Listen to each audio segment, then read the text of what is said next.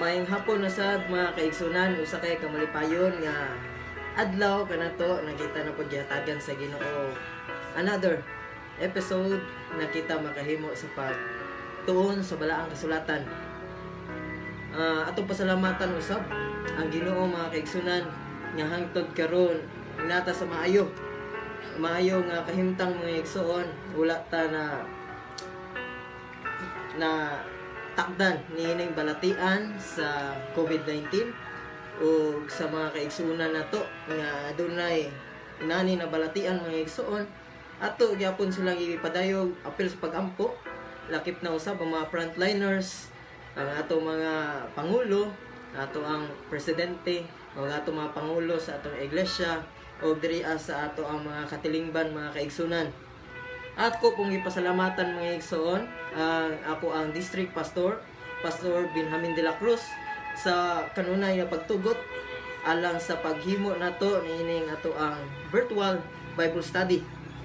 And before tamo adto mga igsoon, sa unahan ako pong i-promote diha kaninyo ang umalabot na Women's Evangelistic Series diri sa among distrito Surigao Suburb mga kaigsunan. Aduna ni siya duha ka wave. Ang una na wave mga igsoon pagahimuon karong Mayo 10 hangtod sa 15 mga kaigsunan diri sa Unit 2 Surigao Suburb District. O ang sunod na wave mga igsoon karong Mayo 17 hangtod sa 22 pagahimuon na siya sa ato mga women's ministries diri sa ato ang Unit 1 diri sa Surigao Suburb mga kaigsunan. O ako po ang ginaauhag matag usa mga kaigsunan alang sa pagpaminaw sa atong ongoing na Happy Family Life Seminar na ginahimo via Hope Radio Surigao and Facebook Live sponsored by Women's Ministries Department of Surigao Central of Seventh-day Adventist Church mga kaigsunan. Ako pong ginatimbaya ang ato mga kaigsunan na nagapaminaw, si Ma'am Irma Ascares, si Pastor Harin Lloyd Dumao, mamansab ang ato ang District Pastor, Pastor Benjamin de la Cruz sa iyang pamilya, kan Sister Kaante Nina Johnson, o kila Pastor Hirona o sa iyang pamilya sa Surigao Central mga kaigsunan. NEMS Administration gipanguluhan ni Pastor Max Dante Ugos, kauban sa iyang Executive Secretary Pastor Nimrod Saramusing, and sa atong Treasurer Pastor Cirilo Baal, sa NEMS staffs and directors. Good afternoon po sa inyo mamansab kan Sister Joanna Olaco and Pabito family diri sa Surigao mga kaigsunan. Dalaygon kayo ang Ginoo mga kaigsunan kay tungod nagahatag siya kanato o sa iyang kaluoy o sa iyang grasya mga igsoon na kanunay dili kayo kita mawat-an sa mga panalangin. Lakip na sa panalangin diri sa espirituhanon nga bahin mga igsoon nga ato na pumatun-an karon. Ang atong topiko mga kaigsunan giuluhan ang kalambigitan sa balaod sa Dios o sa iyang grasya. Aron ta makahimo sa pagpadayon niini mga kaigsunan, atong pangayoon ang giya sa balaang espiritu pinaagi usab sa usa ka pagampo. Magampo kita. Dalaygon namo na Dios, anay ikaw sa kinatasang trono sa langit. Kami Ginoo mapasalamaton sa usa na pod nga higayon na kami makahimo sa pagtuon sa imong mga pulong. Nihingtak na sa kapunon Ginoo, among ginapangayo na ikaw makiguban kanamo ug ikaw maghatag kanamo sa langit nun nga kaalam mo kahibalo. Aron among masabtan o Ginoo ang mga pulong na paghisgutan ug kini among maaplikar sa among espirituhanon nga kinabuhi. Tangtanga Ginoo ang mga sala nga anaa kanamo karon aron kami takos alang sa pagserbisyo kanimo ug pagpangalagad ug pagtuon sa mga pulong. Kining tanan among ginatugyan tungod lamang sa imong bugtong anak na si Jesucristo, among personal nga mangluluwas o Ginoo. Amen.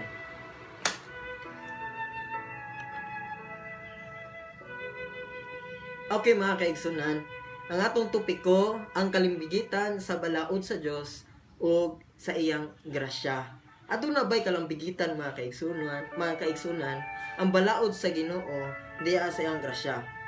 Ang mga katawhan karon mga igsuon, ang Kristiyano na mga katawhan, nagahuna-hunag duha ka bahin. Ang una mga kaigsunan, ang uban na nagahuna-una nga ang balaod sa Dios makaluwas sa tao. Ang ikaduha pod mga igsuon nagaingon na ang pagtuo mo'y makaluwas dayon ang balaod mga igsoon gibungkag o giwala na sa Ginoo, which is ang uban pod mga igsoon ay ikatulo day nga nagahuna-una nga ang balaod sa Ginoo dili makaluwas sa tao. Only faith o pagtuo mo'y nakaluwas tao mga igsoon, pero essential gyapon ang pagtuman sa balaod kay mao ni timaan sa genuine o tinud-anay nga pagtuo diha sa Ginoo. Daw niining tulo mga kaigsunan nga gituuhan sa Kristiyano nga kalibutan atong tun-an kung asa niini ang gisuportahan sa balaang kasulatan, ang kalambigitan sa balaod sa Dios o sa iyang grasya. Hebrehanon kapitulo 4 bersikulo 16 nagaingon mga kaigsunan atong tubagon ni pangutanaha, sa diha nga kita nahigugma sa Dios asa man kita moduol. Asa magkakita moduol mga kaigsunan kung kita nahigugma sa Dios. Hebrehanon 4:16 sa ingon ni ana uban sa pagsalig manuol kita sa trono sa grasya aron makadawat kitag kaluoy o makakaplag kitag grasya nga makatabang kanato sa panahon sa panginahanglan. Asa day kita moduol mga kaigsunan? Diha sa trono sa grasya. Kay kaning trono sa grasya mga kaigsunan, makakaplag kita o kaluoy sa Dios o makatabang kini sa atong panahon nga kita nanginahanglan. Okay, mao din ni mga kaigsunan, grasya o trono sa grasya pasabot diha sa atong Ginoo mga kaigsunan. Kay only God can help us in times sa atong problems, in times sa ato ang need mga kaigsunan.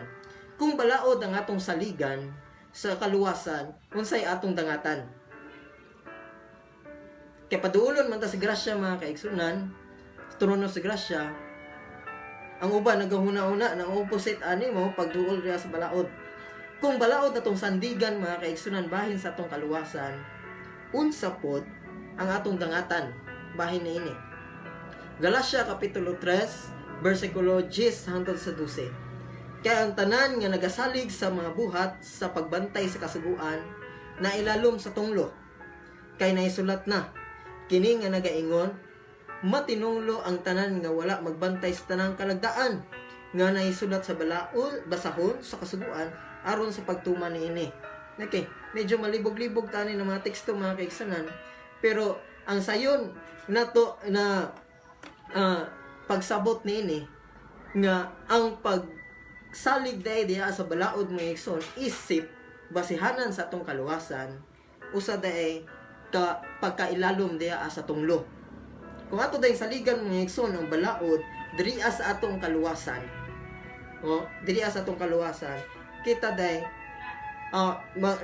na ilalom dito sa tunglo mga kaigsunan. Pasabot na ang kaluwasan nato mga igsoon wala nakabase diya sa pagbantay sa atong kasuguan. Now, ato pa ng palongman mga kaigsunan dito sa unahan kung sa kalimbigitan sa balaod diri sa ato ang pagkinabuhi. Kung mayong tagkaluwasan mga igsoon, walay labot ang balaod sa Ginoo. Sumpayan pa nato ni siya mga kaigsunan.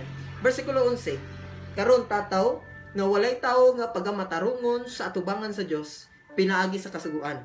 Tantawa mga kaigsunan, walay tawo nga pagamatarungon diya pinaagi sa pagbantay sa kasuguan sa Dios. Kay mabuhi ang namatarong pinaagi sa pagtuo. Kinsa ra day o unsa ra day makapamatarong sa ato mga igsoon? Only God. Pero pinaagi ni siya sa atong pagtuo. Pinaagi sa atong pagtuo mga kaigsunan na matarong ang mga Kristiyano o mga nagatuo diya sa Ginoo. Bersikulo 12, apan ang kasuguan wala magsukad sa pagtuo, kay siya nga nagabantay niini nga butang mabuhi tungod niini. Unsa ang samputanan kung atong lapason ang sugo sa Dios? Kay giingon man mga kaigsunan na ang balaod, pagtuman sa balaod dili may makamatarong sa tao. Karon kung atong lapason ang balaod sa Dios, unsa poy samputanan niini. Kaya yung ba nagaw na una, di man day na makamatarong sa ato, okay ra na dili nato na siya tumanon. O in short, kung dili tumanon, atong lapason. Okay, unsa isang putanan mga igsoon, kung atong malapas ang balaod sa Dios.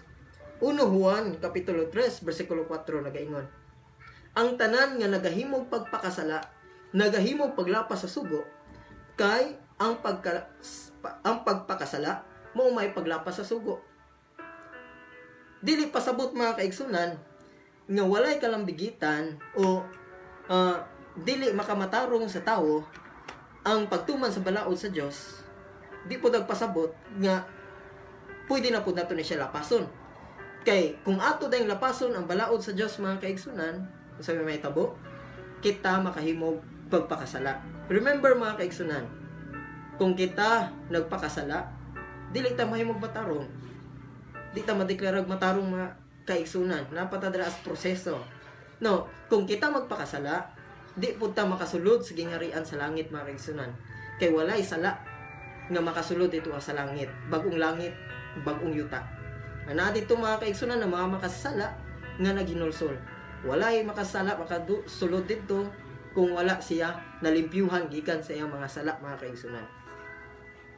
Ang makamatarong o makapalimpyo sa atong sala, mawala may pagtuod diha sa Ginoo. Pero di po nagpasabot mga kaigsunan na pwede na po nato lapason ang balaod. Kay tungod ko ato ning lapason, kita makahimog pagpakasala. Makahatag ba ang kasuguan sa pagkamatarong? Kaya ato ning klaruhon sa Roma 3:19-20 mga kaigsunan. Karon nahibalo na kita nga bisan unsang gisulti sa kasuguan kini gisulti ngadto sa anaa sa ilalom sa kasuguan. Aron ang matag usa ka baba masapungan og aron ang tibuok nga kalibutan may sakop ilalom sa paghukom sa Dios. Kay sa atubangan sa Dios walay tawo nga pagamatarungon pinaagi sa pagtuman sa kasuguan. Kay pinaagi sa kasuguan nagaabot hinuon ang kahibalo may tungod sa kaluwasan. Okay, klaro mga kaigsunan, tataos bersikulo 20, walay tawo nga pagamatarungon pinaagi sa pagtuman sa kasuguan. Ang pagtuman nato sa kasuguan mga kaigsunan dili na maoy rason nganong nahimo tag matarong. Unsa ang tumong sa Dios may tungod sa iyang mga sugo. Ngano na pa may sugo mga kaigsunan. Unsa may tumong niini nganong igihatag ni sa Ginoo dinhiya kanato. Daw Roma 7 bersikulo 7 mga kaigsunan. Nan unsa may atong ikasulti ngang kasuguan mo ang sala, palayo ka na. Ngani kung dili pa ang kasuguan, dili unta ako makailag sala. Dili unta makailag unsay pangibog. Kung ang kasuguan wala pa mag-ingon, dili ka mangibog. Okay, ang kasuguan mga kaigsunan dili kontrabida. Ang kasuguan mga kaigsunan dili ato ang kalaban. Galing kung mayon tagaluwasan mga igsoon pagtuo ra gayud diha kang Ginoong Hesukristo ang makaluwas nato. Pero kani daing balaod mga kaigsunan o kasuguan nga gihatag sa Ginoo, usa day ni siya ang purpose day ani mao ang pagpaila kanato sa atong mga sala. Mura day ni siya samin mga kaigsunan, ang samin itself dili makatangtang sa hugaw sa ato ang nawong. Pero mga kaigsunan, kung kita mulantaw sa atong mga samin, mahibalutan na naay hugaw sa atong nawong. O na atong tangtangon mga kaigsunan ang hugaw sa atong nawong. Ang kasuguan sa Dios mura na siya samin sa atong espirituhanong pagkinabuhi. Dili na mao ang makatangtang sa ato ang sala mga kaigsunan, pero mao na siya ang makatug-an kanato na kita nakasala ug nahilayo diha sa presensya sa Ginoo mga kaigsunan. Kinsa man ang arang maluwas. Okay, kinsa man arang maluwas mga igsoon, Episo 2 bersikulo 8, kay tungod sa grasya kamo nangaluwas pinagi sa pagtuo o kini dili sa inyong kaugalingong kahimutan kini hatag sa Dios. Okay, ang grasya sa kaluwasan mga igsoon hatag sa Dios, freely given sa ato pinagi sa pagtuo ato ni siya madawat. Okay, murag regalo mga kaigsunan ba? Ang Ginoo naghatag sa ato ag regalo Pero kung dili yun nato dawaton ng regalo mga igsoon, di gyapon nato maangkon. Ang pagdawat anang regalo nga gitanyag ni Ginoong Hesus mga kaigsunan, ang pinakamaayong regalo sa tibuok universo maong kaluwasan mga kaigsunan, regalo sa kaluwasan, ato na siya ma-receive pinaagi sa ato ang pagtuo mga pinalangga nga kaigsunan. Karon kay pagtuo ra man dae ang basihanan diha as kaluwasan sa mga Kristiyano, gibungkag ba nato ang kasuguan aton ng taon mga kaigsunan? Kung gibungkag na ba tungod aning pagtuo ang balaod sa Dios na iyang gihatag. Roma kapitulo 3 bersikulo 31 nagaingon mga kaigsunan, gibungkag ba nato ang kasuguan tungod sa pagtuo? Wala gayud. Hinunua, gipabarog nato ang kasuguan. Gipabarog din nato ang kasuguan mga igsoon. Sa pag-abot ni Ginoong Hesus diri sa kalibutan, wa niya gibungkag mga igsoon. Iyan noong gituman. Ang uban nagahuna-una pagkamatay ni Ginoong Hesus, giwala ng kasuguan. Pero mga kaigsunan, pag humaglubong ang Ginoong Hesus sa mga Tres Marias o mga apostoles mga kaigsunan, nanimba pa. Bisag sa buhat mga kaigsunan, nanimba pa sa adlong Sabado. Bisag sa buhat mga kaigsunan, ang mga apostoles nanimba gyapon adlong Sabado. Nga diin mga kaigsunan, kanang adlong Sabado isip adlong ipapahulay gisugo na sa Ginoo ana-ana sa napulo ka sugo mga igsoon, ikaupat nga sugo. It means na napulo ka sugo mga kaigsunan, pabilin pagyapon daay. Wa day ni gubungkag mga kaigsunan ang pagtuo, although na ang kaluwasan sa tao mga kaigsunan anaara diya sa pagtuo diya kang Ginoong Hesus, wa day ni nagpasabot mga igsoon, wa ni nagtudlo na gibungkag na ang kasuguan. Ang mga sinulat ni Pablo mga kaigsunan naghisgot lamang matod sa ato ang matod sa kining pagkahibalo nato kung kinsa jud ang maka-purify dinhi ka nato o kinsay makaluwas ka nato mga igsoon. Pero wa siya naghisgot mga kaigsunan nga ang balaod gibungkag o giwala. Nagpahibalo ra noon siya mga kaigsunan nga ang balaod dili mao ang makaluwas o maka-purify, makahimog righteous sa tao. Kung dili mga kaigsunan, ang balaod is the revealer of the sin, of our sin. Tigpa kuan na sa sala nato mga igsoon, tigpa lutaw sa atong sala na kita mahibalo na kita nakasala. Dili ni justifier mga kaigsunan. Ang balaod dili justifier, it is just a revealer na kita mga kaigsunan nakasala. Karon unsay kapuslanan sa kasuguan? Kay wa man day ni gibungkag unsa may kapuslanan sa pagtuman niini karong mga adlaw mga kaigsunan niining atong kapanahunan karon. Galacia kapitulo 3 bersikulo 24 nagaingon, busa ang kasuguan mahimong atong magtatagad sa pag-agak ngadto kang Kristo aron kita pagamatarungon pinasikad sa pagtuo. Okay, gipaklaro pag-ayon ni Apostol Pablo mga kaigsunan nga kaning kasuguan sa pagtuman sa kasuguan sa Dios mooy nagsilbing magtatagad aron sa pag-agap nato ngadto kang Kristo. Adunay teksto mga kaigsunan diha sa Roma nagaingon na si Kristo mooy katapusan sa kasuguan. Ang uban nagahuna-una mga kaigsunan, kay si Kristo may katapusan, gibungkag na ni Ginoong Hesus ang sugo. Di po din yun na yan mga kaigsunan. Si sumala sa mga teksto nato nabasa, wa gibungkag mga kaigsunan, gipabarog Hinuon. Sama ragod sa sugilanon mga igsoon sinultian na ang sapa ang katapusan sa sapa mao ang dagat. Okay. The end of the river is the sea. Kani ba ang tubig ba mga igsoon pag moabot na diha sa dagat kay nag-ingon man na ang katapusan sa sapa mao ang dagat? Pasabot ba mga kaigsunan na wala ang sapa? Wala mga kaigsunan. Nawala ang sapa. Pero ang tumoy mga kaigsunan sa maong sapa mao ang dagat. Mamansab ang katapusan sa kasuguan mga kaigsunan mo si Kristo. Kung atong tumanon ang kasuguan, ang atong sangkuan mga kaigsunan mo si Kristo. Maong kinabuhi ni Kristo. Maong pagkinabuhi ni Kristo. Mo'y ato ang goal mga kaigsunan ng atong kinabuhi masusama sa pagkinabuhi ni Kristo aron kita angayan nga papuyon sa langit nun nga puloy-anan mga kaigsunan. Atong balikan ng teksto, ang kasuguan mo'y magtatagad sa pag-agak ngadto kang Kristo. Pinagi sa pagtuman sa sugo mga igsoon, daduntas kasuguan, paingon dito ang Kristo. Nay usa ka sugilanon mga igsoon, atagan ta mo ilustrasyon. Mura ni kining tao mga kaigsunan ba? Sa kalsada adunay mga tao nga usahay aksidente mga kaigsunan. Pero sa aksidente mga igsoon, ang makaayo jud ana nila, makatambal ana nila, mga doktor jud nga naa dito sa ospital.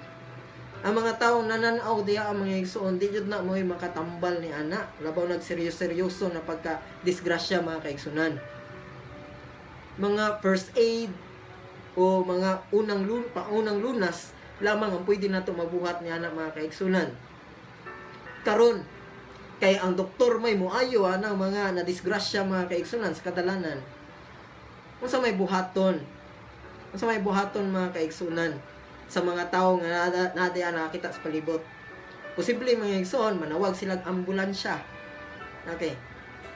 Pag abot sa ambulance mga kaigsunan, ang ambulance karga dito ang pasyente ug ihato dito sa ospital mga igsoon nga naa ang doktor nga mao ang mag-ayo gikan sa ilahang inaaguma sa gumikan sa aksidente. Okay. Kinsay nag-ayo mga igsoon sa maong nga disgrasya? Ang doktor. Unsa may gamit sa maong ambulansya mga kaigsunan, kung dili pinaagi sa ambulansya, unsa may tambag sa Dios mga kaigsunan, bahin kanato, bahin ining iyang mga sugo. Sa atong lantawan ng balang kasulatan mga kaigsunan, tambag sa Dios kanato. Ecclesiastes kapitulo 12 bersikulo 13 nagaingon, kini mao ang katapusan sa butang, ang tanan nadungog na, kadluki ang Dios ug bantay ang iyang mga sugo, kay kini mao ang tibuok nga katungdanan sa tao. Ang tambag kanato mga kaigsunan, kadluki ang Dios, ikaduha bantay ang iyang mga sugo, kay mao ning tibuok nga katungdanan nato nga mga katawhan sa Dios mga kaigsunan. Ito tayong bantayan ang iyang mga kasuguan mga kaigsunan. Now, before ko mag-summary sa ato nga pagtuon karon mga kaigsunan, let me re-emphasize kanina mga punto. Kung kaluwasan ang atong hisgutan gani mga igsoon, pagtuo lamang ang makaluwas sa tao. Pero wa nagpasabot mga igsoon nga ato na giwala ang pagbantay sa kasuguan. Kay tungod kung paghukom usab ang atong hisgutan, kung paghukom atong hisgutan mga igsoon, balaod sa Dios ang basihanan. Kung ato bang pagtuo diya sa atong Ginoo, gi-justify ba na siya sa ato ang binuhatan, pagbantay sa sugo sa Dios. Okay, importante pagbantay mga kaigsunan, kay panahon sa paghukom, 10 commandments ang buklaton aron ta pagahukman. Atong basahon mga kaigsunan ang sumpay sa Ecclesiastes kapitulo 12. 13 atong gibasa ganina, 14 karon mga igsoon. Kay pagadadon sa Dios ang tagsa-tagsa kabuhat ngadto sa paghukom, uban ang tagsa-tagsa katinago nga butang, bisan ang maayo kung bisan ang dautan. Paghukom mga kaigsunan, balaod ang basihanan sa katapusan. O kung atong pagtuo mga igsoon dili sinabayan o walay buhat, kana siya matawag nga patay nga pagtuo. Adunay tulo ka buok ra pagtuo sa Biblia mga igsoon. Pagtuo sama sa pagtuo ni Satanas, pagtuo nga wala nagsimba, napoy gitawag mga kaigsunan pagtuo nga dynamic o kaning pagtuo mga kaigsunan nga naay-buhat, napoy patay nga pagtuo mga igsoon. Patay pagtuo nga walay buhat. Okay, ani ang referensya nato mga kaigsunan?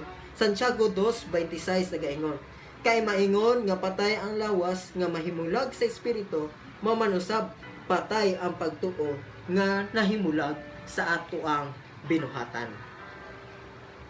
Kung pagtuo rata mga kaigsunan, pero wala ta nagbantay, wala ta nagtuman sa kasuguan sa Ginoo, wa tay binuhatan, ang ato din pagtuo mga igsoon, patay. Ang atong pagtuo mga kaigsunan, dili tininuod ya sa Ginoo. Ang pagbantay sa balaod sa Dios mga kaigsunan, nagpasabot rani o nagpaila rani kung unsa ka genuine ang atong pagka-converter diya sa Ginoo. Nagpaila rani kung unsa ka genuine ang atong pagtuo diya sa Ginoo. Now to summarize our lesson mga kaigsunan, ang atong giisgutan karon, una nga punto, ang balaod sa Dios dili mao ang mangluluwas o makaluwas sa tao. Ang tao maluwas lamang pinaagi sa iyang pagtuo diha kang Kristo Jesus nga atong Ginoo. Kaduha na siyang punto mga kaigsunan. Unang punto, ang balaod dili makaluwas sa tao. Ikaduha, ang makaluwas sa tao kanila mang si Ginoong Hesus nga ato ang Ginoo. Katulong punto mga kaigsunan, dili pero kini wala nagpasabot nga giwala na ang kasuguan. Tungod kay ang kasuguan o balaod sa Dios mo'y nagsilbing sa amin nato nga galamiton kini alang sa atong pagkinabuhi isip Kristohanon, o kini nahimong mag-aagak kanato mga kaigsunan paingon sa atong mangluluwas nga maoy moayo o matarong kanato gikan sa pagkamakasala. Pinaagi sa pagtuman sa balaod sa Dios ang atong kinaiya mga kaigsunan na hinay-hinay paghulma sa kinaiya ni Ginoong Hesus nga umoy batasan nga ngayon pasudlon sa gingharian sa langit. I hope mga kaigsunan nga bisan sa hamubo nga panahon na panalanginan ta sa mga pulong diri sa balaang kasulatan. Sa alang sa atong pagtapos, ako na pud mong hangyoon mga igsoon alang sa usa ka pagampo. Magampo ta. Dalaygon mahigmao na mo na Dios. Anak, ikaw sa kinatasan trono sa langit Ginoo. Ikaw ang mag-uugmad o katapusan sa among pagtuo. Among nasabtan Ginoo ang kalambigitan sa imong grasya ug sa imong balaod. Na ang kaluwasan namo Ginoo, pinaagi lamang diha sa pagtuo kanimo. Dili pinasikad sa pagtuman sa imong kasuguan. Apan di pod nagpasabot Ginoo na kami naluwas diha sa pinaagi sa imong pagtuo, dili na kami mutuman sa balaod. Kay tungod i-justify o Dios makita ang among pagkalinuwas pinaagi sa pagtuman sa balaod. Kay imong balaod Dios matarong, imong balaod mao ang nagarepresentar sa imong patasan nga gusto usab nimo nga mahimo namo mga kinaiya o batasan sa paglawig namo hangtod niya ng langit ng pulianan ng gandam ka namo Ginoo. Tabangi ang matag-usa ka namo karon o Dios na kami makareceive sa mga panalangin o maprotektahan kami sa matag adlaw lakip na sa dakong hagit sa tibuok kalibutan karon may tungod aning COVID-19 virus. Likay kami niya ng balatian na Ginoo o sa mga tao nga nagkasakit ana nga balatian o Dios palihog Ginoo, ayuha sila. Nasayod mo Dios na you are the great healer of all time. Nadaghang kag mga gipang-ayo ng mga masakiton kaniadto. O karon o Dios, among gina-claim ang imong mga promises. Nga ikaw sab mag-aayo niya kanila. Magatabang sa ilang pamilya. Usab. Amo pong ginapangayo Ginoo ang paglig-on sa among mga panglawas. Lakip na usab ang mga frontliners na kanunay nakigbisog di as gubat may tungod aning balatian na ning takboy sa tibuok kalibutan Ginoo. Tagi sila strength, good health kanunay o tagi sila kaalam kay balo Ginoo aron makuha na mak-invento na o ma-diskubrihan na ang tambal niini nga balatian.